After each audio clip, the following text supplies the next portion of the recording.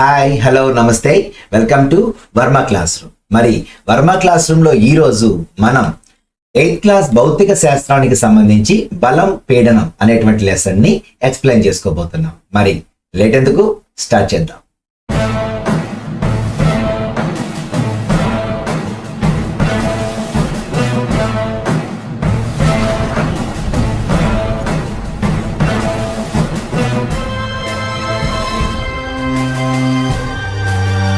బలం పీడనం. సో మరి బలం పీడనం అనేటువంటి దాంట్లో ఫస్ట్ గా మనకి ఇచ్చినటువంటి టాపిక్ ఏంటి అంటే బలం. సో బలం గురించి ముందు తెలుసుకున్న తర్వాత ఆఫ్టర్ దట్ పీడనం గురించి తెలుసుకుందాం. సో ముందు బలానికి వచ్చేసరికి ఒక వస్తువుని నెట్టడం లేదా లాగడాన్ని బలం అంటారు. సో ఇది ఇక్కడ మీకు ఇచ్చినటువంటి ఫస్ట్ పాయింట్. అంటే మనం ఎలా మన బలాన్ని చూపించుకుంటాం, ఏదైనా ఒక దాన్ని నెట్టడం ద్వారానో లేదంటే దేన్నైనా లాగడం ద్వారానో మన బలాన్ని మనం ప్రదర్శిస్తాం, అంతే కదా. సో ఇక్కడ దానికి బలం యొక్క డెఫినేషన్ గా ఇచ్చారు. ఒక వస్తువుని నెట్టడం లేదా లాగడాన్ని ఏమంటారు? బలం అని అంటారు. మరి బలం ప్రభావం వలన వస్తువులు చలనాన్ని పొందుతాయి, అంతే కదా. సో నా ఫ్రెండ్ని కనుక నేను బలంగా తోసాను అనుకోండి, అతను ఏం చేస్తాడు? అతను ఒక చలనాన్ని పొందుతాడు, అంతేనా. కొంచెం ముందుకు వెళ్ళిపోతాడు. చలనము అంటే ఒక ప్లేస్ నుంచి ఇంకో ప్లేస్ కదలటం అనమాట. సో కాబట్టి ఇక్కడ బల ప్రభావం వలన వస్తువులు చలనాన్ని పొందుతాయి. అలాగే బలం ప్రయోగించబడిన దిశలోనే వస్తువు కదులుతుంది, అంతే కదా. నేను ఇటు పక్కకు తోస్తే వస్తువు అటు పక్కకి వెళ్ళదు, అంతే కదా. కాబట్టి మనం ఎటువైతే బలం ప్రయోగిస్తున్నామో ఆ వైపుకే వస్తువు అనేది కదులుతుంది. కాబట్టి బలం ప్రయోగించబడినటువంటి దిశలోనే వస్తువు కదులుతుంది, అవునా కదా. అలాగే కనీసం రెండు వస్తువుల మధ్య ప్రత్యక్ష చర్య వల్ల బలం ఆచరణలోనికి వస్తుంది. అంటే ఇక్కడ ఏదైనా రెండు వస్తువులు ఉండాలి. ఒక బలాన్ని మనం ప్రదర్శించాలి అంటే మన దగ్గర రెండు వస్తువులు ఉండాలి. అప్పుడే ఆ రెండు వస్తువుల మధ్య ప్రత్యక్ష చర్య జరిగినప్పుడు మాత్రమే బలం అనేది ఆచరణలోకి వస్తుంది, అంతే కదా. మన బలం ప్రదర్శించాలంటే చెప్పుకున్నాం, ఇంకొక అతన్ని తోయటం కానీ లాగటం కానీ చేస్తాం. అంటే వేరే వస్తువు ఖచ్చితంగా ఉండాల్సిందే, లేకపోతే మన బలం ఎవరికి తెలియదు, అంతేనా. సో కాబట్టి ఒక వస్తువుపై మరొక వస్తువు చర్య వల్ల ఆ రెండు వస్తువుల మధ్య బలం ఉత్పత్తి అవుతుంది, అంతే కదా.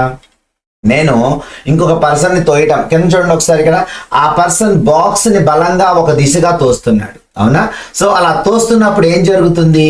అక్కడ ఒక వస్తువుపై మరొక వస్తువు చర్య వల్ల ఆ రెండు వస్తువుల మధ్య బలం ఉత్పత్తి అవుతుంది. అతను చేతులు ఉపయోగించి దాన్ని బలంగా తోస్తున్నాడు. సో ఇక్కడ బలం అనేటువంటిది ఉత్పత్తి అయితేనే అతను దాన్ని ముందుకు కదపగలడు, అంతే కదా. సో అందుకనే ఇక్కడ ఏమి ఇచ్చారు అంటే ఒక వస్తువుపై మరొక వస్తువు చర్య వల్ల ఆ రెండు వస్తువుల మధ్య బలం ఉత్పత్తి అవుతుంది. అలాగే ఇటుపక్క చూస్తే దాన్ని ముగ్గురు కలిసి లాగుతున్నారు, అవునా. దాన్ని ముగ్గురు కలిసి లాగుతున్నారు. మరి అది కదులుతుందా? అది ఏ మాత్రం కదలలా, ఒక్క అడుగు కూడా కనీసం కదలన కూడా కదలటంలా. మరి ఇలాంటి పరిస్థితుల్లో ఏం జరుగుతుంది? అక్కడ జరిగేటువంటి పని శూన్యమైపోతుంది, ఓకేనా, జీరో అన్నమాట. ఎందుకని? అటు వెళ్ళదు ఇటు రాదు. అంటే ఇద్దరు బలం సమానంగా ఉన్నప్పుడు, ఇద్దరు వ్యక్తులు కనుక సమానమైనటువంటి బలాన్ని ఉపయోగించి లాగుతున్నప్పుడు అక్కడ ఎటువంటి ఫలితం ఉండదు. ఆ ఫలితం అనేటువంటిది జీరో అయిపోతుంది అనమాట, ఓకేనా. సో నెక్స్ట్ చూద్దాం. ఒక వస్తువుపై రెండు బలాలు వ్యతిరేక దిశల్లో పనిచేస్తూ ఉంటే దానిపై పనిచేసే ఫలిత బలం ఆ రెండు బలాల మధ్య భేదం అవుతుంది. ఇదే మీకు పోయినసారి NMMS లో బిట్ గా ఇవ్వడం జరిగింది, నేను ఎక్స్ప్లెయిన్ చేస్తాను. ముందు దీన్ని అర్థం చేసుకోండి. ఫస్ట్, ఒక వస్తువుపై రెండు బలాలు వ్యతిరేక దిశల్లో పనిచేస్తూ ఉంటే దానిపై పనిచేసే ఫలిత బలం రెండు బలాల మధ్య భేదం అవుతుంది, ఓకేనా. సో ఇప్పుడు ఏంటి అంటే ఒక పర్సన్, సో ఇక్కడ మనం ఒకసారి చూద్దాం. ఇక్కడ ఒక వస్తువు ఉంది. సో ఈ వస్తువుని ఇతను దోస్తున్నాడు ఒక పక్క నుంచి, అలాగే ఇతను కూడా దోస్తున్నాడు. ఇందులో ఎవరు పెద్దోళ్ళు ఎవరు చిన్నోళ్ళు? ఇటు పక్క ఉన్నటువంటి వ్యక్తి పెద్ద వ్యక్తి కదా. మరి అంటే వీడి బలం ఎక్కువగా ఉంటుంది. సో వీడు ఇటు దిశగా దోస్తున్నాడు, అలాగే ఇతను ఆ దిశగా దోస్తున్నాడు. అతని యొక్క బలం 7 అయితే ఇతని యొక్క బలం 10. సో ఇక్కడ వీళ్ళిద్దరూ బలాన్ని ప్రయోగించి ఇక్కడ తోసుకుంటూ ఉన్నారు. ఎవరు గెలుస్తారు? సో పెద్ద వ్యక్తే గెలుస్తాడు. ఎందుకని? ఇతను 10N ని అక్కడ ప్రయోగిస్తున్నాడు, న్యూటన్స్ బలాన్ని ప్రయోగిస్తున్నాడు. సో ఇలా బలాన్ని ప్రయోగించినప్పుడు ఎవరైతే ఎక్కువ బలాన్ని ప్రయోగిస్తారో వాళ్ళు గెలుస్తారు, అంతేనా. సో ఇక్కడ ఈ ఏమంటున్నారు? ఫలిత బలం అంటున్నారు. సో ఇక్కడ మీరు గుర్తుపెట్టుకోవాల్సింది ఏంటి అంటే ఫలిత బలం అనేటువంటిది ఏమైతే ఉందో ఈ ఫలిత బలం అనేటువంటిది ఈ వ్యక్తి ఏం చేశాడు, ఈ వ్యక్తి చూడండి, ఈ వ్యక్తి కనుక మనం చూస్తే ఇదిగోండి, ఈ వ్యక్తి యొక్క బలం, ఫలిత బలం, ఈ పెద్ద వ్యక్తి యొక్క బలం 10, అలాగే ఆ చిన్న వ్యక్తి యొక్క బలం 7. సో ఫలిత బలం ఎంత అంటే 3. ఓకేనా. ఇక్కడ ఫలిత బలం అనేటువంటిది ఎలా తెలుస్తుంది అంటే ఇక్కడ ఇచ్చాడు అదే దాని బిట్ ఏమని, 2 బలాలు వ్యతిరేక దిశల్లో పనిచేస్తూ ఉంటే దానిపై పనిచేసే ఫలిత బలం ఆ 2 బలాల మధ్య భేదం అవుతుంది. అంటే ఒక దాంట్లోంచి ఒకదాన్ని తీసేస్తే ఎంత వస్తుందో అదే ఇక్కడ ఫలిత బలం. ఓకేనా. మరి అలా కాదు, ఇటుపక్క ఇంకో మనిషి వచ్చాడు, సపోజ్ నేనే వచ్చాను అనుకోండి, నేను కొంచెం బలంగా ఉన్నాను కాబట్టి నేను కూడా ఇప్పుడు నా బలాన్ని ఉపయోగించి దీన్ని తోయడం మొదలు పెట్టాను. ఓకేనా. తోస్తే నా బలం ఎంత అవుద్ది, 7n అనుకుందాం, నేను కూడా 7n అనుకుందాం. ఇప్పుడు ఎవరు గెలుస్తారు, మేమే గెలుస్తాం, మా టీం గెలుస్తుంది. ఎందుకని ఇతను ఓడిపోతాడు అనమాట. ఎందుకని అంటే ఇక్కడ ఫలిత బలం ఎంత అయింది అంటే 14 - 10 దట్ ఈజ్ ఈక్వల్ టు 4 అయింది. సో ఈ 4 ఎవరిది, ఏ టీంది, మాది, కాబట్టి మేము విన్ అవుతాం అన్నమాట. అలా కాకుండా ఈ 2 వైపులా సమానమైన బలం, ఇటుపక్క ఇంకొక అతను వచ్చాడు, ఇటుపక్క ఇంకొక అతను వచ్చి అతను కూడా తోయడం మొదలు పెట్టాడు అనుకుందాం. సో ఓకే, సో ఇప్పుడు ఇక్కడ ఇతను యొక్క ఫలిత బలం ఎంత అంటే 4n అనుకుందాం. అప్పుడు ఏమైంది, 14, ఇటుపక్క 14, అటుపక్క 14, దట్ ఈస్ ఈక్వల్ టు 0 అవుతుందా, అవ్వట్లేదా? అంటే ఇద్దరు తోసుకున్నప్పుడు, ఇద్దరు సమానమైన బలాన్ని ఉపయోగించినప్పుడు ఫలిత బలం 0 అయిపోతుంది. ఓకేనా. ఇదే అక్కడ ఇచ్చినటువంటి బిట్, మీకు అర్థం చేసుకోండి. ఒక వస్తువుపై 2 బలాలు వ్యతిరేక దిశల్లో పనిచేస్తూ ఉంటే దానిపై పనిచేసే ఫలిత బలం 2 బలాల మధ్య భేదం అవుతుంది. అలాగే తాడు లాగుడు పోటీలో 2 జట్లు సమానంగా లాగినప్పుడు తాడు ఏ దిశలో కూడా కదలదు. ఎందుకని, మేం గెలవాలని వాళ్ళు లాగుతూ ఉంటారనమాట. దానివల్ల అక్కడ ఫలిత బలం ఏమవుతుంది, 0 అవుతుంది. కానీ కొంచెం సేపటి తర్వాత ఏం జరుగుద్ది అంటే ఒకళ్ళ బలం పెరుగుద్ది, ఒకళ్ళ బలం తగ్గుద్ది, ఆటోమేటిక్గా వాళ్ళు విన్ అవుతారనమాట.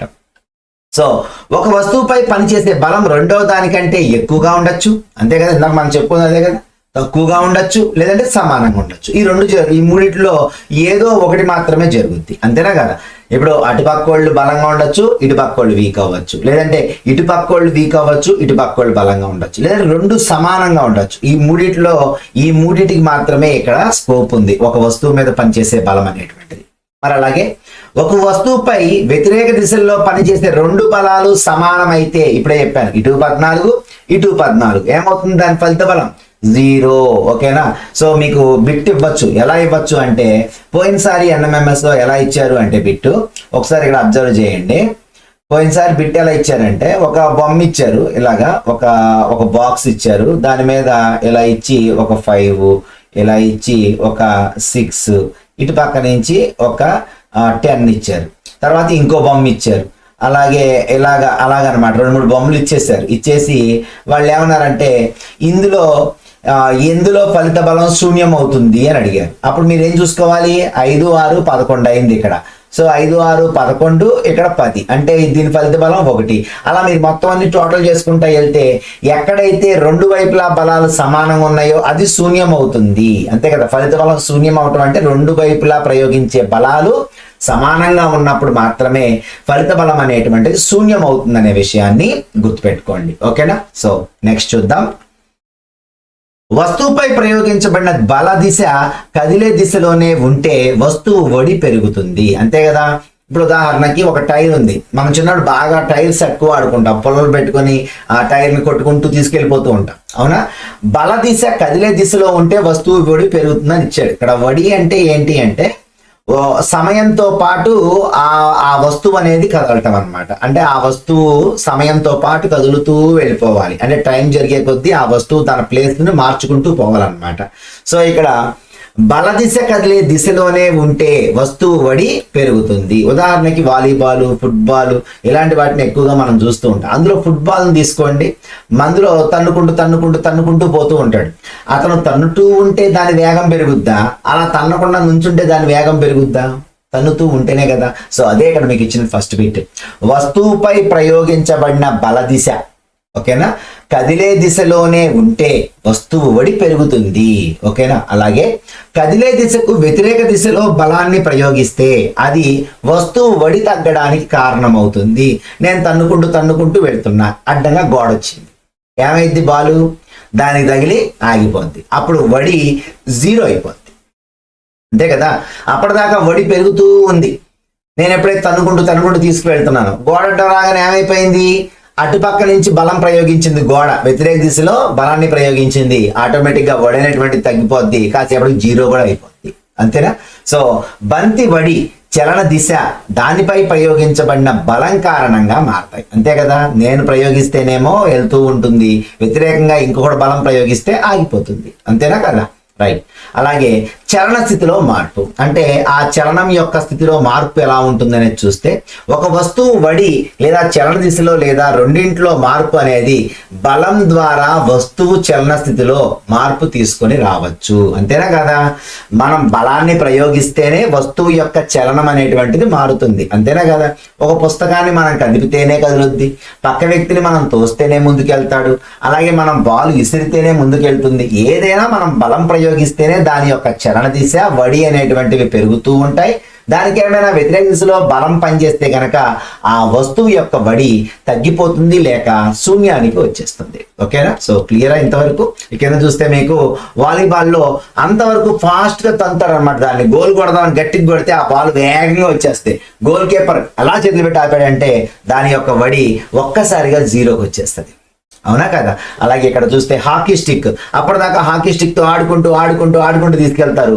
గట్టిగా కొడదామనే టైంకి వేరే వాడు కనుక ఆ కర్రను అడుతో వేసి అతను లాక్కెళ్ళిపోయాడు అనుకోండి, అప్పటిదాకా ఇతను తీసుకెళ్తున్నటువంటి ఆ బంతి యొక్క వడి అతని చేతిలోకి వెళ్ళిపోతుంది. అంతేనా కదా. అలాగే క్రికెట్ లో 4 కొడతారు 6 కొడతారు, గట్టిగా కొట్టినప్పుడు ఆ బాల్ వేగంగా వచ్చేస్తుంటది. ఫీల్డర్ ఏం చేస్తాడు, తన చేతులను ఇలా ఒడిసిపెట్టి ఒక్కసారిగా బాల్ యొక్క వడిని తగ్గించేస్తాడు, అమాంతం లేదంటే 0 చేసేస్తాడు అనమాట. సో ఇదే ఇక్కడ మీకు వడి శూన్యమయ్యేటువంటి ఉదాహరణలు. నెక్స్ట్ చూస్తే చలన స్థితి. ఒక వస్తువు యొక్క చలన స్థితి దాని వడి, ఇప్పటిదాకా వడి అనుకుంటున్నాం. వడి అంటే ఏంటి అంటే సమయంతో పాటు దాని యొక్క స్థానం యొక్క మార్పు రేటు. గుర్తుపెట్టుకోండి, వడి అంటే ఏంటంటే సమయంతో పాటు, అంటే ఇప్పుడు 2 గంటలకి పలానా ప్లేస్ లో ఉందనుకోండి, 2:05 అయ్యేసరికి ఆ బస్సు వేరే దగ్గరికి వెళ్ళిపోవాలి, 2:10కి వేరే ప్లేస్కి వెళ్తుంది, 2:15కి వేరే ప్లేస్కి వెళ్తుంది. అంటే చూడండి, టైం మారే కొద్దీ ఆ వస్తువు అనేటువంటిది స్థానం మారిపోతుందా, మారట్లేదా. సో దాన్నే ఇక్కడ వడి అంటారు. వడి అంటే ఏంటంటే సమయంతో పాటు దాని స్థానం యొక్క మార్పు రేటు అని అర్థం. సో ఇక్కడ దాన్ని ఎలా వివరించవచ్చు, చలన స్థితి ద్వారా వివరించవచ్చు. అంటే అంతే కదా, ఒక వస్తువు యొక్క చలన స్థితిని దాని యొక్క వడి సహాయంతో మనం వివరించవచ్చు. గుర్తుపెట్టుకోండి, ఒక వస్తువు యొక్క చలన స్థితిని దేంతో వివరించవచ్చు, వడి సహాయంతో వివరించవచ్చు. మరి నిశ్చల స్థితి అంటే ఏంటి చెప్పాను ఇందాకే, నిశ్చలంగా ఉండడం, కదలకుండా ఉండడం. ఇప్పుడు చూడండి, ఆ బాల్ చూడండి కింద మనకి జుమ్మని వచ్చింది, ఒకసారి అక్కడ అడ్డంగా గడ్డి వచ్చింది, వెంటనే దాని వేగం కాస్త ఫస్ట్ కొంచెం తగ్గిపోయింది, ఆ తర్వాత దాదాపుగా శూన్యమైపోయే పరిస్థితిలోకి వచ్చేసింది. అంటే వడి శూన్యమయ్యే స్థితిని ఏమంటాము అంటే నిశ్చల స్థితి, కదలకుండా ఉన్నటువంటి స్థితి అని పిలుస్తాం. మరి ఒక వస్తువు నిశ్చలంగా ఉండొచ్చు లేదంటే చలనంలో ఉండొచ్చు, ఈ రెండే ఉంటాయి వస్తువుకి. అంతేనా కాదా. ఓకే, నెక్స్ట్ చూద్దాం.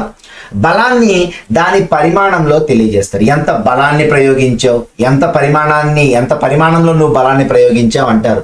అంతే కదా. సో బలాన్ని దాని పరిమాణంలో తెలియజేస్తారు. బలాన్ని ప్రయోగించడం వల్ల వస్తువు తన ఆకృతిని మార్చేసుకుంటుంది, షేపే మారిపోద్దట. అంతేనా కదా. కింద చూడండి, బలంగా చపాతీ పిండిని రుబ్బుతా నొక్కుతా ఉంటే ఏమైపోయింది, అక్కడ చపాతీ పిండి దాని షేప్ మారిపోతూ ఉంటుంది. మనం చిన్నప్పుడు మనకి బాగా ఇష్టమైనటువంటి ఆట ఏంటి అంటే చపాతీ పిండిని నొక్కడం. ఈ చపాతీ పిండిని నొక్కడం అంటే పిల్లలకి ఎంత ఇష్టం అంటే, మెత్తగా ఉంటది కదా, ఓ తెగ నొక్కేస్తుంటారు, దాంతో షేప్స్ చేస్తూ ఉంటారు, సాగదీస్తూ ఉంటారు, గుండ్రంగా చుడతారు, దానికి ఇక రకరకాల బొమ్మలు చేస్తారనమాట. అంటే బలం ప్రయోగించడం వల్ల తన ఆకృతిని మార్చుకుంటుంది వస్తువు అంటానికి కింద ఉన్నటువంటి ఇదే మీకు ప్రత్యక్ష ఉదాహరణ. అలాగే బలాన్ని ఉపయోగించి ఏమేం చేయొచ్చు, చాలా చేయొచ్చు. చూడండి ఒకసారి మనం ఎప్పుడలా చెప్పుకున్నాం, కదలకుండా నిశ్చలంగా ఉన్న వస్తువు కదిలేలా చేయొచ్చు, అవునా కదా. అలాగే చలనంలో ఉన్న వస్తువు వడిని మార్చొచ్చు, వస్తువు యొక్క చలన దిశను మార్చేయచ్చు, అలాగే వస్తువు ఆకృతిలో మార్పు తీసుకొచ్చేయచ్చు. ఒక వస్తువు తానంతట తాను కదలలేదు, తానంతట తానుగా వడిని మార్చుకోలేదు, తనంతట తానుగా దిశను కూడా మార్చుకోలేదు, ఆకారాన్ని కూడా మార్చుకోలేదు. అంటే ఇవన్నీ దేని వల్ల సాధ్యం? బలం వల్ల మాత్రమే సాధ్యం. సో ఇది ఇక్కడ మీరు గుర్తుపెట్టుకోవాల్సినటువంటి విషయం. సో నెక్స్ట్ చూస్తే మరి బలం అనేటువంటి టాపిక్ లో మనల్ని మెయిన్ గా అడిగేటువంటి క్వశ్చన్స్ ఏంటి అంటే బలం ఎన్ని రకాలు? బలం ఎన్ని రకాలు అంటే ఒకటి స్పర్శించే బలాలు, రెండు స్పర్శించని బలాలు. ఆ పేర్లోనే ఉంది. ముట్టుకుని బలాన్ని ప్రయోగిస్తే అది స్పర్శించే బలం, ముట్టుకోకుండా బలాన్ని ప్రయోగిస్తే అది స్పర్శించని బలం. ఓకేనా? సో నెక్స్ట్ చూస్తే దాంట్లో మనకి స్పర్శించే బలాల్లో ఏమేమి ఉన్నాయి? కండర బలం, ఘర్షణ బలం. బాగా గుర్తుపెట్టుకోండి. మీకు క్వశ్చన్స్ అడిగేటప్పుడు ఏం చేస్తారు అంటే ఈ క్రింది ఇవ్వబడిన బలాల్లో ఏది స్పర్శ బలం, ఏది స్పర్శించని బలం అని అడుగుతారు. అప్పుడు మనకు క్లియర్ గా గుర్తుండాలి. ఎందుకంటే మనకున్నవి 5, మన టెక్స్ట్ బుక్ లో ఇచ్చినవి 5. ఈ 5ని చాలా జాగ్రత్తగా గుర్తుపెట్టుకోవాలి. అందులో ఫస్ట్ 2 ఏంటి అంటే ఒకటి కండర బలం, 2 ఘర్షణ బలం. ఈ 2 బలాలు స్పర్శించని అంటే స్పర్శించే అంటే ఏంటి? ముట్టుకుంటేనే తన స్పర్శ ద్వారా మాత్రమే బలాన్ని ప్రయోగిస్తాయి. ఇంకా అలా కాకుండా స్పర్శించని బలాలు ముట్టుకోకుండా బలాన్ని ప్రయోగిస్తాయి. ఏంటవి? అయస్కాంతం, స్థావర విద్యుత్తు, అలాగే గురుత్వాకర్షణ. వీటి గురించి ముందు ఇంకా క్లియర్ గా ఉంటుంది. సో కానీ ఇక్కడ మాత్రం మీరు బాగా గుర్తుపెట్టుకోవాల్సింది ఏంటి అంటే స్పర్శించే బలాలు 2, ఒకటి కండర బలం, 2 ఘర్షణ బలం. స్పర్శించని బలాలు 3, అయస్కాంత బలం, స్థావర విద్యుత్ బలం, అలాగే గురుత్వాకర్షణ బలం. సో ఫస్ట్ చూద్దాం స్పర్శ బలాలు. మొట్టమొదటి మనం ఏం చెప్పుకున్నాం? కండర బలం అంటే ఏంటి? కండరాలను ఉపయోగించి మనం బలాన్ని ప్రయోగించడమే. కాబట్టి ఏం టెన్షన్ పడక్కర్లేదు. కండరాల కదలిక ద్వారా ఏర్పడే బలాన్ని కండర బలం అంటారు. ఇందులో ఏమడుగుతారంటే ఒక వ్యక్తి తన సూట్ కేసుని మోసుకుని వెళ్తూ ఉన్నాడు. దీంట్లో ఉన్నటువంటి బలం ఏంటి? కండర బలం. తన యొక్క కండరాలను ఉపయోగించి అతను పనిచేస్తున్నాడు, బలాన్ని ప్రయోగిస్తున్నాడు కాబట్టి కండర బలం. కాబట్టి మన శరీరం కృత్యాలన్నీ చేయడానికి కండర బలమే వీలు కల్పిస్తుంది. కాబట్టి మనం ఏ పని చేసినా దాంట్లో ఏముంటుంది అంటే కండర బలమే ఉంటుంది. ఓకేనా? సో వస్తువుతో ప్రత్యక్షంగా స్పర్శలో ఉన్నప్పుడు మాత్రమే కండర బలం ఉపయోగపడుతుంది. అంతే కదా? నేను ఒక మనిషిని తొయ్యాలి అంటే అతను ముట్టుకోవాలి ఫస్ట్ కదా. అలాగే నేను ఒక బుక్కును తీయాలి అంటే ఆ బుక్కును ముట్టుకోవాలి. నేను ఎవరైనా కొట్టాలి అంటే వాడిని ముట్టుకోవాలి. అంతే కదా? సో మనము స్పర్శించకుండా మనం ఏం చేయలేం. కాబట్టి స్పర్శతో మాత్రమే వీలయ్యే బలాల్లో మొట్టమొదటి బలం ఏంటిది అంటే కండర బలం. కాబట్టి స్పర్శా బలంలో మొట్టమొదటిది కండర బలం. ఓకేనా? సో ఇక్కడ చూడండి, ఆ అబ్బాయి బలం తోస్తున్నాడు, లాగుతున్నాడు అంటే వస్తువుని ముట్టుకోకుండా అతను ఏమైనా బలాన్ని ప్రయోగించగలిగాడా? లేదు. ఖచ్చితంగా బలాన్ని అయితే ప్రయోగించేటప్పుడు అతను ముందు దాన్ని ముట్టుకోవాలి. కాబట్టి దీన్ని స్పర్శా బలంలో మొట్టమొదటి బలంగా కండర బలాన్ని చెప్పుకున్నాం. రెండోది చూద్దాం, ఘర్షణ బలం. ఘర్షణ బలం అంటే ఏంటి? మీ ఆల్రెడీ అందరికీ తెలిసిన విషయమే. ఘర్షణ అంటే ఒక వస్తువుని లాగేటప్పుడు, తోసేటప్పుడు ఆ రాపిడి అంటే ఆ వస్తువులకి అలాగే దాని తలానికి మధ్య జరిగేటువంటి రాపిడిని మనం ఘర్షణ అని చెప్పుకుంటాం. సో ఇక్కడ వస్తువు చలన స్థితి మారడానికి కారణమైన బలం ఏంటి అని అడుగుతారు. ఘర్షణ బలం. మెయిన్ గా గుర్తుపెట్టుకోండి. వస్తువు యొక్క చలన స్థితి మారిపోవడానికి కారణమైనటువంటి బలమే ఘర్షణ బలం. ఓకేనా? ఎందుకని? దాన్ని మనం తోస్తేనే అది కదులుతుంది. సో అలా తొయ్యాలి అంటే ఖచ్చితంగా అప్పుడు దాన్ని తోసినప్పుడు ఏం చేస్తుంది? అది ఏ తలం మీద ఉంటే ఆ తలంతో అది రాపిడి జరుపుకుంటూ కదులుద్ది. పాపం అదే ఇక్కడ ఘర్షణగా చెప్పుకుంటాం. సో ఇక్కడ వస్తువు చలన స్థితి మారడానికి కారణమైనటువంటి బలమే ఘర్షణ బలం. ఓకే, నెక్స్ట్ చూద్దాం. బంతి ఉపరితలానికి నేలకు మధ్య ఉన్నటువంటి ఘర్షణ బలం కదులుతున్న బంతిలో నిశ్చలతలో తీసుకొస్తుంది. మనం సాధారణంగా బాల్స్ ఇసురుకుంటూ ఉంటాం, ఆడుకుంటూ ఉంటాం. బాల్ ఇక మనం ఒకసారి ఎత్తే ఇంకా పోతనే ఉంటుందా? ఆగకుండా 10 కిలోమీటర్లు 100 కిలోమీటర్లు వెళ్ళిపోద్ది ఆగకుండా? అలాగా ఉండదు, ఎక్కడో దగ్గర ఆగిపోద్ది. అది కూడా మనం బలం ప్రయోగించినటువంటి పరిమాణాన్ని బట్టి అది ఎక్కువ దూరం వెళ్తుందా తక్కువ దూరం వెళ్తుందా అనేటువంటి తెలుస్తుంది. మనం స్లోగా వేసామనుకోండి నిదానంగా వెళ్ళి ఓ దగ్గర ఆగిపోతుంది.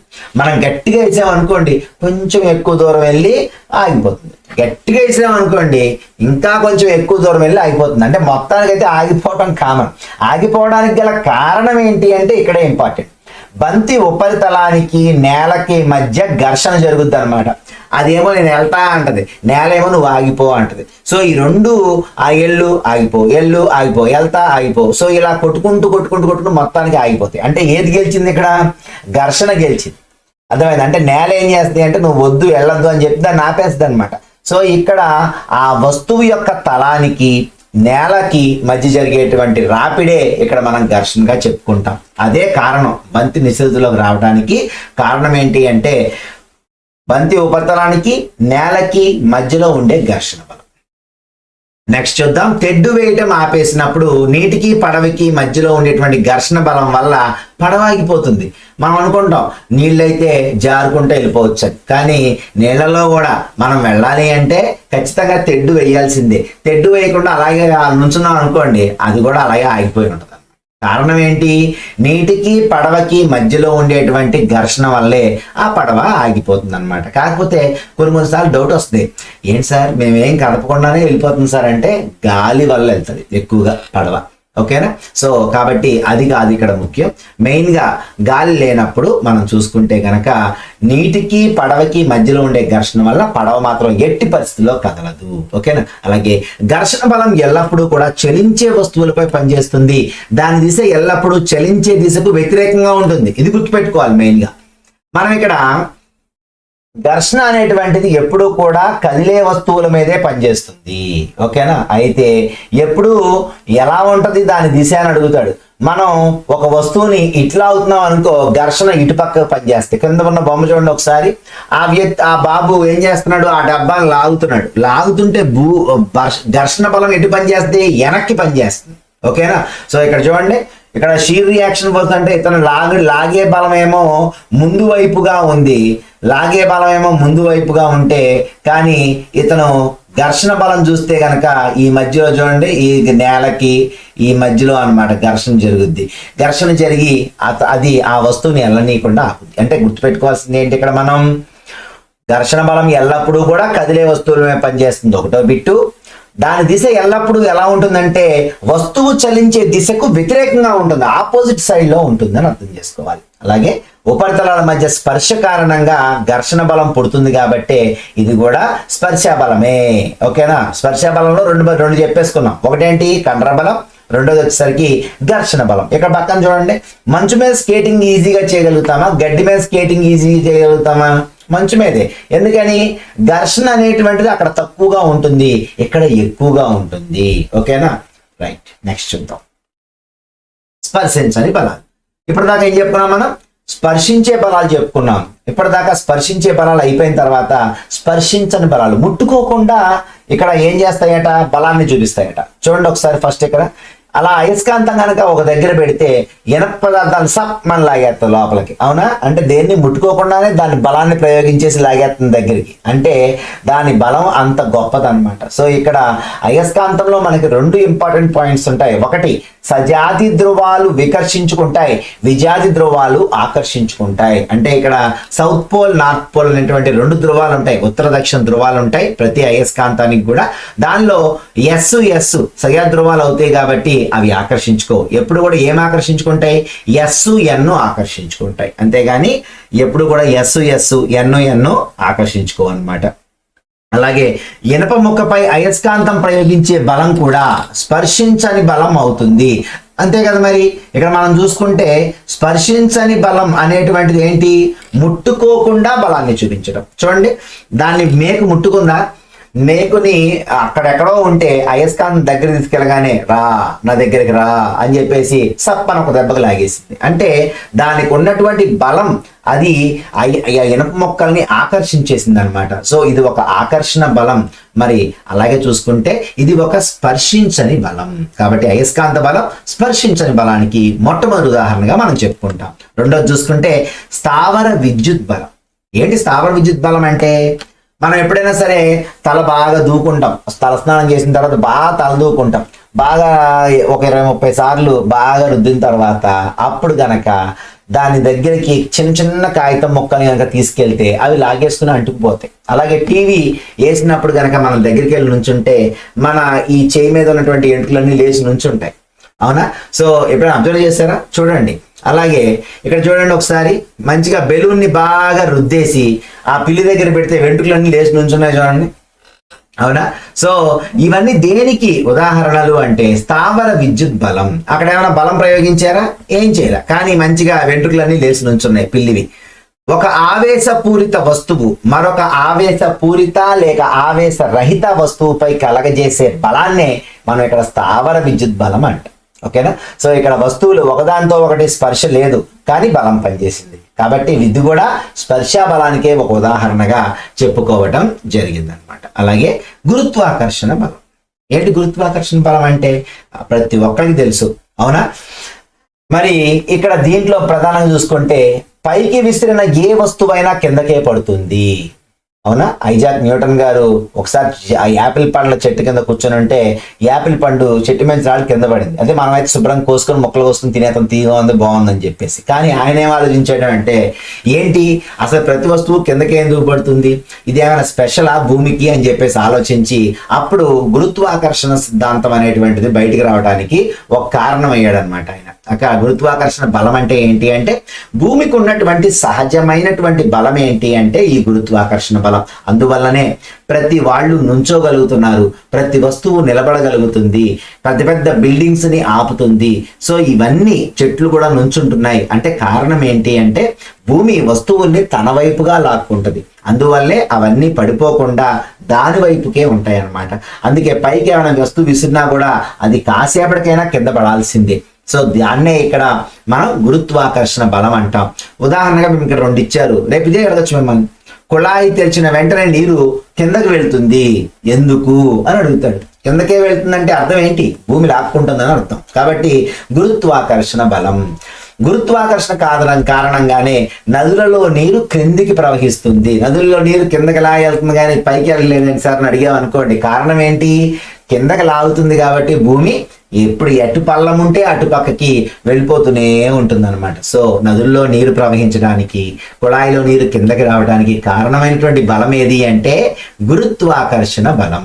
ఓకేనా? నెక్స్ట్ చూద్దాం. మరి బలం కంప్లీట్ అయిపోయింది టాపిక్. నెక్స్ట్ టాపిక్ ఏం చెప్పుకున్నాం? పీడనం, ప్రెజర్. సో మరి పీడనం, ప్రెజర్ లో ప్రమాణ వైశాల్యం కలిగినటువంటి తలంపై పనిచేసే బలాన్ని పీడనం అంట. అంటే ఒక ప్రమాణ తలం అంటే ఒక కొంచెం ఏరియా అనేటువంటిది తీసుకుంటే దాని మీద పనిచేసే బలాన్ని పీడనం అంటారు. ఓకేనా? దాని మీద పనిచేసే బలాన్ని పీడనం అంటారు. బలం తెలిస్తేనే పీడనం వస్తుంది అనమాట. బలం అనేటువంటిది పీడనం యొక్క డెఫినేషన్ లో ఉంది కాబట్టి ముందు బలం చెప్పారు, తర్వాత పీడనం చెప్తున్నారు. ఒక ప్రమాణ వైశాల్యం గల తలంపై పనిచేసే బలాన్ని పీడనం అంటారు, ప్రెజర్ అంటారు. పీడనం అంటే ఏంటి అంటే ఇక్కడ చెప్పుకున్నాం, ఫోర్స్ బై ఏరియా అంటే బలము బై వైశాల్యము. ఓకేనా? Force by area. P is equal to pressure is equal to బలము. అంటే ఏంటి? బలము అంటే ఫోర్స్, అంతేనా? So P is equal to F by A. ఓకేనా? అంటే P అంటే ప్రెజర్, F అంటే ఫోర్స్, అలాగే A అంటే ఏరియా, అది ప్రయోగించబడే వైశాల్యం. అలాగే ఈ వైశాల్యందే అసలైన పాత్రట. ఓకేనా? ఏంటి వైశాల్యం యొక్క పాత్ర ఏంటి అంటే బలం యొక్క ఏమి లేదా, బలం యొక్క పాత్ర ఏమి లేదా పీడనంలో, ఓన్లీ వైశాల్యం యొక్క పాత్రే ఉందా అంటే రెండిటికి ఉంటుంది. ఎప్పుడూ కూడా ఒకటి తక్కువ ఒకటి ఎక్కువ కాదు, అవునా? సో ఇక్కడ చూస్తే భారీ బరువులను మోసేటువంటిప్పుడు కూలీ ఏం చేస్తాడు? తన తలపై ఒక గుండ్రంగా టవల్ని గుండ్రంగా పెట్టుకుని నెత్తిమే పెట్టుకుని దాని మీద ఇది పెట్టుకుంటాడు. ఏం పెట్టుకుంటాడు? దాని మీద సూట్ కేసులు కానీ లేదా డబ్బాలు కానీ పెట్టుకుంటాడు. సో ఎందువల్ల అంటే డైరెక్ట్ గా సూట్ కేసు పెట్టుకుంటే ఏమవుద్ది అంటే ఒక పాయింట్ మీద మాత్రమే సూట్ కేసు ఉంటుంది, మిగిలిన హెడ్ అంతా ఫ్రీగా ఉంటది. దాని మీద పడినప్పుడు పీడనం మొత్తం దాని మీద పడి, అంటే చెప్పుకున్నాం కదా మనం, ఏం చెప్పుకున్నాం? బలము బై వైశాల్యం. వైశాల్యం పాయింట్ ఇక్కడ ఎంత ఉంటుంది? చాలా తక్కువ ఉంటుంది, సన్న పాయింట్ మీద ఆగుద్ది. కాసేపటికి పైనుంచి పీడనం ఎక్కువైపోయి మనకి హెడ్ ఎక్ వచ్చేస్తుంది. అలా కాకుండా మరి అతను గనక తలబాగా పెట్టాడు అనుకోండి, మొత్తం ఆ ఉపరితల వైశాల్యం ఏమవుద్ది? పెరుగుద్ది. అంతేనా కాదు? ఎంత వైశాల్యం వస్తుంది. దాని మీద పెట్టినప్పుడు ఏమవుద్ది అంటే వైశాల్యం పెరిగినప్పుడు ఆటోమేటిక్గా అంటే ఆ తలకు ఉన్నటువంటి స్పర్శ వైశాల్యం ఎంతవరకు తగ్గుతుందో దాన్ని స్పర్శ వైశాల్యం అంటాం. ఆ స్పర్శ వైశాల్యం పెరిగినప్పుడు తల మీద పీడనం తగ్గుద్ది. దానివల్ల ఎటువంటి హెడేక్ రాదు, ఎంత బరువులు మోసినా హ్యాపీగా మోసుకుంటూ వెళ్ళిపోతారనమాట. సో ఇక్కడ మెయిన్ బిట్ ఏంటి అంటే వాళ్ళు ఎందుకు ఆ తలబాగా పెడతారు అంటే తలపై ఉన్నటువంటి ఆ బరువుకి ఉన్నటువంటి స్పర్శ వైశాల్యాన్ని పెంచాలి. ఓకేనా? స్పర్శ వైశాల్యాన్ని పెంచితే హ్యాపీగా ఉంటుంది, స్పర్శ వైశాల్యం తగ్గితే ఏమవుద్ది? హెడేక్ వచ్చేద్ది. అదనమాట విషయం. నెక్స్ట్ చూడండి, ఇక్కడ తలంపై ప్రయోగించబడిన సమాన బలానికి వైశాల్యం తగ్గితే పీడనం పెరుగుతుంది. మేకు తలభాగం కంటే మొనభాగం వైశాల్యం తక్కువగా ఉంటుంది. అందువల్ల అదే బలం మేకు కొనభాగాన్ని చెక్క బలలో దించడానికి తగినంత పీడనాన్ని ఉత్పత్తి చేస్తుంది. మరి మేకులు కొట్టేటప్పుడు మనం ఇటుపక్క తిప్పు కొడతామా అటుపక్క తిప్పు కొడతామా? ఇక్కడ 2 బొమ్మలు వేసాను. ఇక్కడ నేను ఈ బొమ్మ ఏంటి అంటే ఈ బొమ్మకి ఇక్కడ కొట్టాలి, ఈ బొమ్మకేమో ఇక్కడ కొట్టాలి, ఈ బొమ్మకేమో ఇక్కడ కొట్టాలి. ఏది దిగుద్ది చెక్కలోకి? ఏది దిగుద్ది? చూడండి, గట్టికి కొట్టాం టాప్ అని కొడితే ఏది దిగుద్ది? ఈ మేకు దిగుద్ది. ఇటు పక్క ఉన్న మేకు ఈ మేకు దిగిపోద్ది మంచిగా. కానీ ఈ మేకు దిగుద్దా? ఈ మేకు దిగదు. ఎందుకని? ఈ మేకు యొక్క ఏం చెప్పాను, స్పర్శ వైశాల్యం అనేటువంటిది ఎక్కువ, ఈ మేకు యొక్క స్పర్శ వైశాల్యం తక్కువ. కాబట్టి ఇది దిగిపోద్ది, ఇది దిగదు. అంటే ఇప్పుడు అర్థమైందా? ఏదైనా బలం ప్రయోగించినప్పుడు స్పర్శ వైశాల్యం తక్కువ ఉన్నటువంటివి వెంటనే దిగిపోతాయి, తెగిపోతాయి. కానీ స్పర్శ వైశాల్యం ఎక్కువ ఉన్నప్పుడు అక్కడ మనకి దిగవు, తెగవు అనమాట. ఓకేనా? సో అది ఇక్కడ ఇంపార్టెంట్ బిట్. సో నెక్స్ట్ చూసుకుంటే, అలాగే మీకు ఒక బ్రెడ్ కట్ చేసినప్పుడు చాక్ గురించి కూడా ఇస్తారు. అది కూడా మీరు చూసుకోవచ్చు. అది కూడా ఉపరితల వైశాల్యం అనేటువంటిది బాగా తక్కువగా ఉంటది కాబట్టి అక్కడ తెగుతుందని అర్థం అనమాట. చాకు తెగుతుంది బ్రెడ్ కట్ చేసినప్పుడు అనేటువంటిది మీరు తీసుకోవాలి. ఇక నెక్స్ట్ చూసుకుంటే మనకి ఇందులో ఇచ్చినటువంటిది ద్రవాలు వాయువుల యొక్క పీడనం. ఏంటి సార్ పీడనం? ద్రవాల్లో వాయువుల్లో కూడా ఉంటుందా? ఉంటది, తెలిసిన విషయమే మనందరికీ. కానీ ఇక్కడ కొత్తగా ఏమి ఇవ్వలేదు. ద్రవం పాత్ర గోడలపై పీడనాన్ని కలిగిస్తుంది. ఖచ్చితంగా పీడనం అనేటువంటిది ఎక్కడ చూసినా ఉంటుంది. సో ఇక్కడ చూడండి, ఫస్ట్ దాంట్లో మీకు నీళ్లు తక్కువ పోసారు. నీళ్లు తక్కువ పోస్తే ఏమైంది? ఈ కింద ఉన్నటువంటి బెలూన్ చిన్నగా ఉంది. తర్వాత ఇప్పుడు ఇక్కడ నీళ్లు ఇక్కడ దాకా పోసారు. పోస్తే ఏమైంది? కింద బెలూన్ సైజ్ చూడండి ఒకసారి, పెరిగి పెద్ద అయిపోయింది. ఎందుకు కారణం? ఇప్పుడు ఈ బాటిల్ యొక్క అంటే నీళ్లు పోసారు, ఈ నీటి యొక్క పీడనం దేని మీద పడుద్ది? ఈ గోడల మీద పడుద్ది, ఈ బయట గోడల మీద పడుద్ది. పడి మరి బయటకు వెళ్ళడానికి లేదు దానికి. ఇంకా అప్పుడు ఏం చేద్ది? ఆటోమేటిక్గా కిందకు వచ్చేసి ఇక్కడ ఉన్న దాన్ని పెంచుకుంటా దీన్ని పెద్దది చేసేస్తాం. ఇంకా నీళ్లు పోసేస్తే ఇంకా అది ఇంకా పెద్ద అయిపోయి పగిలిపోతుంది. అంటే అది మరి ఇప్పుడు ఆయన చెప్పింది కరెక్టా కాదా? ద్రవాలు గోడల పైన పీడనాన్ని కలిగించలేదా? కలిగిస్తాయి. అలాగే ద్రవాలు ఒక లోతు వద్ద సమాన పీడనాన్ని కలిగిస్తాయి అని చెప్పారు. ఇక్కడ ఒకసారి పక్కన బొమ్మ చూస్తే ఇందులోనేమో ఇదేమో సన్నగా పడుతుంది, ఇదేమో ఇక్కడ చూసుకుంటే కింద ఇదేమో ఇటుపక్క వెళ్ళింది, మరి ఇదేమో ఇలా స్ట్రైట్ గా వెళ్తుంది. అంటే ఇందులో ఏది ఎక్కువగా ఫాస్ట్ గా వెళ్తుంది? ఈ మూడిట్లో ఏది ఫాస్ట్ గా వెళ్తున్నట్టు? ఈ కిందదే ఎక్కువ ఫాస్ట్ గా వెళ్తుంది. అంతేనా? ఈ కిందది ఎక్కువ ఫాస్ట్ గా వెళ్తుంది. అంటే ఏంటి కారణం ఈ కిందది ఎక్కువ ఫాస్ట్ గా వెళ్ళటానికి? చెప్పండి. ఈ కిందది ఎక్కువ ఫాస్ట్ గా వెళ్ళటానికి కారణం ఏంటి అంటే ఎక్కువ ప్రెజర్ పైనుంచి పడుతున్నప్పుడు ఈ పైనుంచి ఎక్కువ ప్రెజర్ పడింది దీని మీద పడుద్ది, దీని మీద కొంచెం తక్కువ పడుద్ది, దీని మీద బాగా తక్కువ పడుద్ది. అంతే కదా? సో ఎక్కువ పీడనం దీని మీద ఉంది కాబట్టి ఈ ప్లేస్ లో ఉన్నటువంటి వాటరు ఈ ప్లేస్ లో ఉన్నటువంటి అవుట్లెట్ గుండా ఫాస్ట్ గా బయటకు వస్తుంది. అదే ఈ ప్లేస్ లో కూడా ఉంటది, కానీ మీడియం ఉంటది కాబట్టి మీడియం గా దీని యొక్క ఫ్లో ఉంది. ఇక దీని మీద చాలా లైట్ గా ఉంటది కాబట్టి దీని యొక్క ఫ్లో చాలా లైట్ గా ఉందని అర్థం చేసుకోవాలి. ఓకేనా? సో నెక్స్ట్ చూద్దాం, వాతావరణ పీడనం. వాతావరణ పీడనం అంటే ఏంటి అంటే మన చుట్టూ విస్తరించి ఉన్నటువంటి గాలినే వాతావరణం అంటారు. తెలిసిన విషయమే మీ అందరికీ. వాతావరణం భూమి ఉపరితలం నుంచి ఒక 1000 కిలోమీటర్లు, సుమారు 1000 కిలోమీటర్ల వరకు ఉందని చెప్తారు. సో 1000 కిలోమీటర్ల ఎత్తు వరకు ఇది వ్యాపించి ఉంది. అలాగే ఆ గాలి మన మీద పీడనం కలిగించే పీడనాన్నే వాతావరణ పీడనం అంటారు. అది గుర్తుపెట్టు, అట్మాస్ఫిరిక్ ప్రెజర్ అంటాము. సో ఇక్కడ వాతావరణం యొక్క పీడనం అంటే ఏంటి? ఆ వాతావరణంలో ఉన్న గాలులన్నీ కూడా మన మీద పీడనాన్ని కలిగిస్తాయి. మనం ఏమి ఇక్కడ ఏం లేదు ఫ్రీగా ఉందనుకోకూడదు. మన మీద ఆల్రెడీ పీడనం ఉంది. ఎవరి పీడనం ఉంది? గాలిలో ఉన్నటువంటి వాయువుల పీడనం మన మీద ఉందన్నమాట. ఓకేనా? సో ఇక్కడ ప్రమాణ వైశాల్యంపై గాలితో నిండిన ఒక పొడవైన స్తూపాకార పాత్రను ఊహించుకున్నట్టయితే ఆ స్తూపాకార పాత్ర లోపల గాలిపై పనిచేసే గురుత్వాకర్షణ బలమే వాతావరణ పీడనం అవుతుంది. ఈ క్రింద ఇచ్చినటువంటి బొమ్మని మీకు ఏమంటారు అంటే పాదరస భారమితి అని పిలుస్తారు. ఏమంటారు దీన్ని? పాదరస భారమితి అని పిలుస్తారు. అంటే ఏంటి పాదరస భారమితి అంటే యాక్చువల్గా ఈ గొట్టాన్ని తీసుకుని గొట్టం నిండుగా పోసేసి పాదరసాన్ని వేలు మూసి ఆ కింద కూడా పాత్రలో కూడా పాదరసం పోస్తారు, తీసుకొచ్చి అందులో వేలు తీసేస్తారనమాట. తీసేస్తే మరి యాక్చువల్గా అయితే బయటికి రాకూడదు ఏమి, కానీ కొంత దూరం వచ్చాక అది కొంచెం పాదరసం కిందకి పడిపోయాక ఆగిపోద్ది అనమాట. సో దీన్నే ఎక్కడైతే పాదరసం ఎంతవరకు అయితే పడిందో ఈ ప్లేస్, ఈ పాదరసం ఈ పైన ఉన్నటువంటిదేమో శూన్య ప్రదేశం, ఓకేనా. అలాగే దీన్నే పాదరస స్తంభం అని పిలుస్తారు, ఓకేనా. సో ఈ పాదరస స్తంభం అనేటువంటిది ఇక్కడ చూపించారు మీకు 760 mm ఉంటుందట, అంటే సుమారుగా 760 mm ఉంటుంది, ఓకేనా. రైట్. సో నెక్స్ట్ చూస్తే రబ్బర్ సక్కరను నొక్కినప్పుడు దాని కప్పు ఉపరితలం మధ్య ఉన్నటువంటి గాలి బయటకు పోతుంది. ఎప్పుడైతే ఈ సక్కరను నొక్కినప్పుడు ఇక్కడ ఎయిర్ ఉంటుంది అనమాట, ఈ మధ్య ప్రాంతం అంతా ఎయిర్ ఉంటుంది. ఎప్పుడైతే నొక్కారో ఈ సైడ్ నుంచి బయటకు వచ్చేస్తే ఆ ఎయిర్ మొత్తం బయటకు వచ్చేస్తా అనమాట. బయటకు వచ్చేసి అది లోపలికి వెళ్ళిన తర్వాత నువ్వు ఇలా అనగానే ఇంకేమైపోద్ది, ఎయిర్ వచ్చేదంతా క్లోజ్ అయిపోద్ది. సో లోపల ఉన్నటువంటిది ఏమైతే ఆ అట్మాస్ఫిరిక్ ప్రెజర్ ఉందో ఆ ప్రెజర్ వల్ల ఆ సక్కర్ రాదు అని చెప్తున్నారు. క్లియర్గా వినండి. ఇప్పుడు రబ్బర్ సక్కర్ నొక్కినప్పుడు దాని కప్పు ఉపరితలం మధ్య ఉన్న చాలా గాలి బయటకు పోతుంది, ఇప్పుడు చెప్పాను కదా. అలాగే వాతావరణ పీడనం దానిపై పనిచేయటం వలన సక్కర్ ఉపరితలానికి అంటుకుపోతుంది అనమాట, ఇంకా ఊడి రాదు, అసలు చాలా గట్టిగా ఉంటుంది. మరి పొరపాటున మనం దాన్ని లాగాలంటే ఏం చేయాలి, వాతావరణ పీడనం కంటే ఎక్కువ బలాన్ని మనం ప్రయోగించి దాన్ని బయటికి లాగాలి.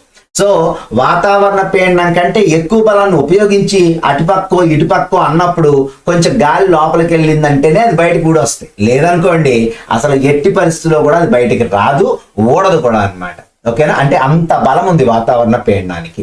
సో ఇక్కడ నిజానికి సక్కర్ ఉపరితలానికి మధ్య గాలి లేనట్టయితే సక్కర్ని దాని ఉపరితలం నుంచి బయటకు రావడం ఏ మనిషికి సాధ్యం కాదు అంటున్నారు. అంటే ఏంటి, ఇక్కడ 3 విషయాలు గుర్తుపెట్టుకోవాలి. ఫస్ట్ సక్కర్ని నొక్కినప్పుడు ఏమవుతుంది, దానిలో ఉన్నటువంటి గాలి అంతా బయటకు పోతుంది.